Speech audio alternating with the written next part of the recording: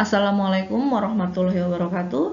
Perkenalkan, nama saya Nyai Nuriani SPD. Saya guru di SMAN 1 Kadu Gede, Kabupaten Kuningan. Saya ASN di KCD Wilayah 10 Provinsi Jawa Barat. Pada kesempatan kali ini, saya akan menjelaskan materi pembelajaran dengan judul induksi elektromagnetik. Selamat malam anak-anakku semua, semoga kalian semua dalam keadaan sehat walafiat. Amin. Nah, apa saja yang akan dipelajari di materi induksi elektromagnetik? Nah, diharapkan setelah kalian mempelajari materi induksi elektromagnetik, kalian dapat memformulasikan konsep induksi Faraday. Kemudian yang kedua, kalian harus mengetahui konsep induksi elektromagnetik. Dan yang ketiga, kalian harus bisa mengetahui aplikasi atau penerapan konsep induksi elektromagnetik dalam kehidupan sehari-hari. Nah, konsep induksi elektromagnetik yang pertama yaitu yang akan dipelajari di sini yaitu mengenai flux magnet. Apa itu flux magnet? Flux magnet didefinisikan sebagai jumlah atau banyaknya garis-garis gaya medan magnet yang menembus suatu permukaan secara tegak lurus. Nah, sehingga nilai flux magnet itu dirumuskan flux sama dengan B dikali A dikali cos theta. Nah, yang akan dipelajari yang selanjutnya yaitu mengenai GGL induksi pada kawat yang memotong medan magnet. Nah, bahwa perubahan flux magnetik disebabkan oleh perubahan luas bidang kumparan yang memotong medan magnet. Nah, bagaimana cara yang mudah untuk mengingat arah arus induksi yaitu dengan menggunakan kaidah tangan kanan, di mana ibu jari yaitu sebagai arah gerakan pengantarnya, keempat jari arah medan, dan telapak tangan itu sebagai arah arus induksi. Nah, sehingga diperoleh besarnya GGL induksi. Nah, itu dirumuskan akibat perubahan luas bidang kumparan dirumuskan E sama dengan min L dikali B dikali V. Nah, tanda negatif ini nanti akan dibahas selanjutnya di bagian hukum Lenz.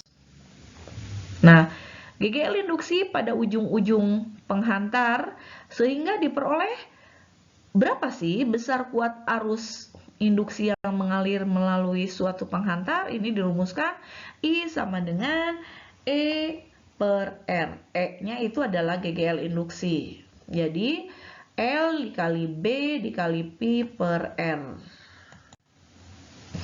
Nah, yang selanjutnya yaitu mengenai hukum Faraday tentang induksi elektromagnetik. Nah, Faraday mengatakan bahwa besarnya GGL induksi yang timbul pada ujung-ujung suatu penghantar itu sebanding dengan laju perubahan flux magnet, sehingga dirumuskan E sama dengan min delta flux per delta T.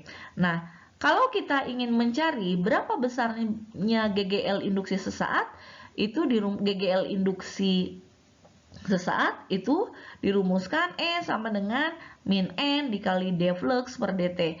N-nya itu adalah banyaknya lilitan. Kemudian yang selanjutnya yaitu GGL induksi akibat perubahan luas bidang kumparan. Nah, di mana nilainya itu sebesar E sama dengan min N dikali B dikali delta A per delta T.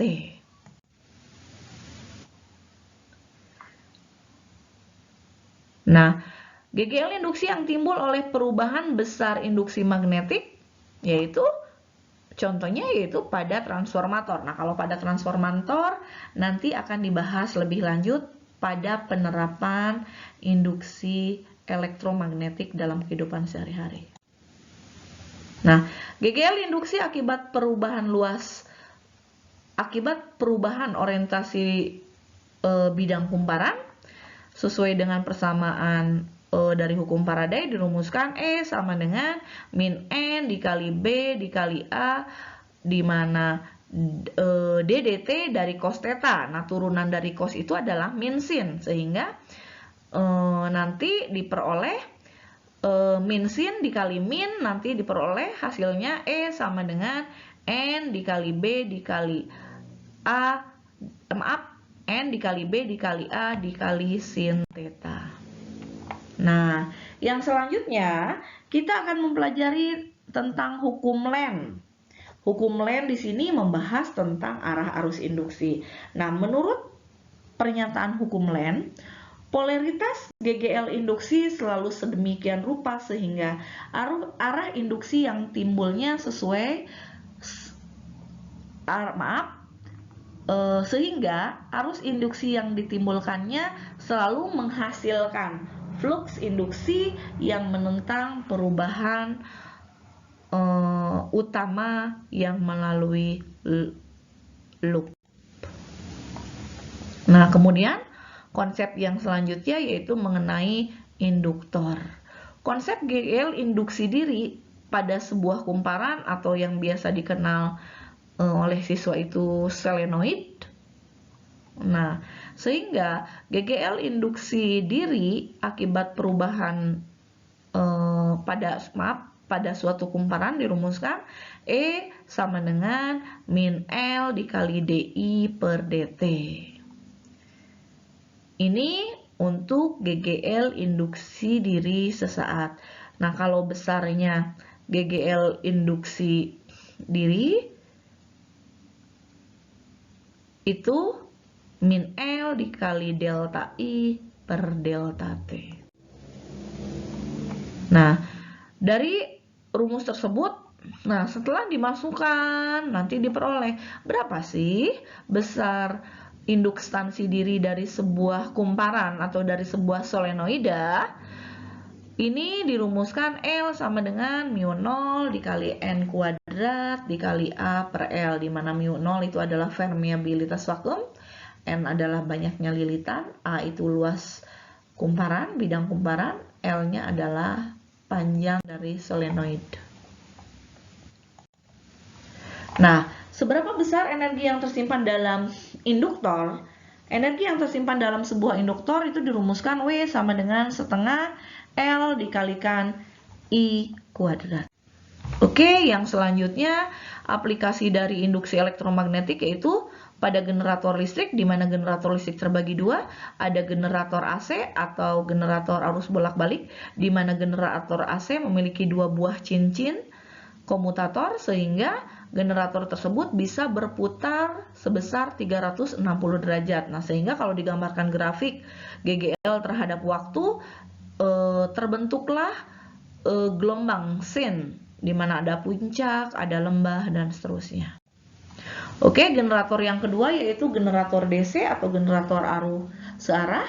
Generator arus searah hanya memiliki sebuah cincin komutator sehingga generator DC ini hanya berputar sebesar 180 derajat sehingga dia hanya terbentuklah bukit, dan seterusnya.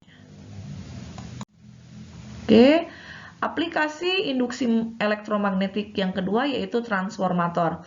Apa itu transformator? Transformator adalah suatu alat yang digunakan untuk mengubah tegangan AC tertentu ke tegangan DC.